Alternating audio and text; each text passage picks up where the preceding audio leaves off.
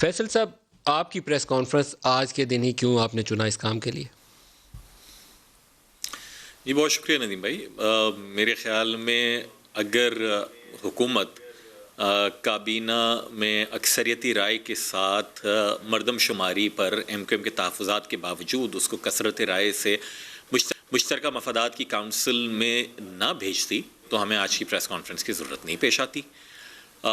حکومت سے ہم نے بارہا ملاقاتوں میں نہیں کہا، صرف 3 اگست 2018 کو جو تحریک انصاف کے ساتھ ہمارا تحریری معاہدہ ہوا ہے، اس میں نقطہ اول یہی تھا کہ پارلیمان کی ایک متفقہ مشترکہ قرارداد کے تحت جو 2017 کی مردم شماری کے نتائج ہیں، جس پر ہمیں شدید ترین تحفظات ہیں اور بھی دیگر جماعتوں کو اور صوبوں کو تحفظات ہیں، اس پر 5% کا آڈٹ کرایا جائے تاکہ یہ طے ہو سکے کہ یہ درست ہوا ہے عمل یا نہیں ہوا. اس پر بدقسمتی کے ساتھ حکومت آگے نہیں بڑھ سکی. اچھا، نہ صرف آگے نہیں بڑھے بلکہ ہمارے بار بار مطالبے کے بعد ایک کابینہ کی کمیٹی بنا دی گئی جس میں امین الحق صاحب ہماری جانب سے پیش ہوتے رہے، اور بارہا ہمارے جو ٹیکنیکل ایکسپرٹس ہیں وہ ایم کیو ایم کی جانب سے پیش ہو کر انہوں نے بتایا کہ ان جگہوں کے اوپر یہ مسائل ہیں جو کہ بہت ویزیبل ہیں.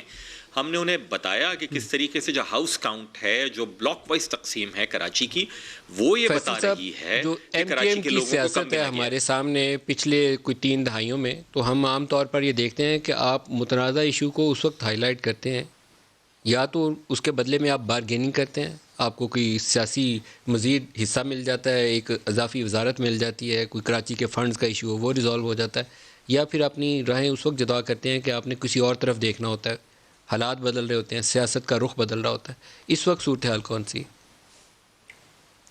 ندیم بھائی، آپ اپنے تجزیے میں بالکل اب 100% حق بجانب ہیں، کیونکہ ایسا رہا ہے ماضی میں، اور جس پر میں کوئی بہت زیادہ فخریہ انداز میں نہیں کہہ سکتا کہ ماضی میں ایسا رہا ہے. لیکن میں یہ بھی عرض کروں کہ ماضی میں آپ نے یہ بھی نہیں دیکھا ہوگا کہ ایم کیو ایم نے حکومت کے ساتھ جاننے کے لیے کوئی تحریری معاہدہ کیا ہو اور اس کو پبلک کیا ہو، سب کے سامنے پیش کیا ہو. ہم نے وہ معاہدہ کیا، سب کے سامنے پیش کیا، اپنے لیے مراعات نہیں مانگی، بلکہ ہم نے جو سندھ کے شہری علاقوں کے ساتھ زیادتیاں ہیں ان پر ریلیف مانگا تھا.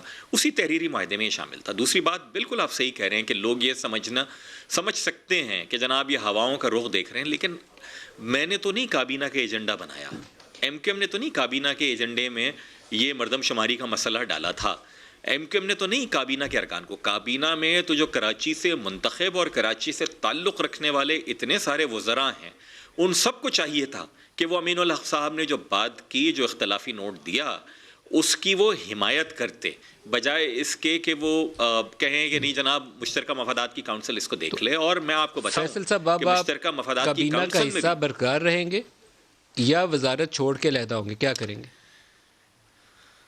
ندیم بھائی دیکھیے، وزارت چھوڑ کر تو ہم پہلے بھی ایک بار علیحدہ ہو چکے ہیں، لیکن ہم ٹریجری بینچز کے اوپر بیٹھے رہے تھے.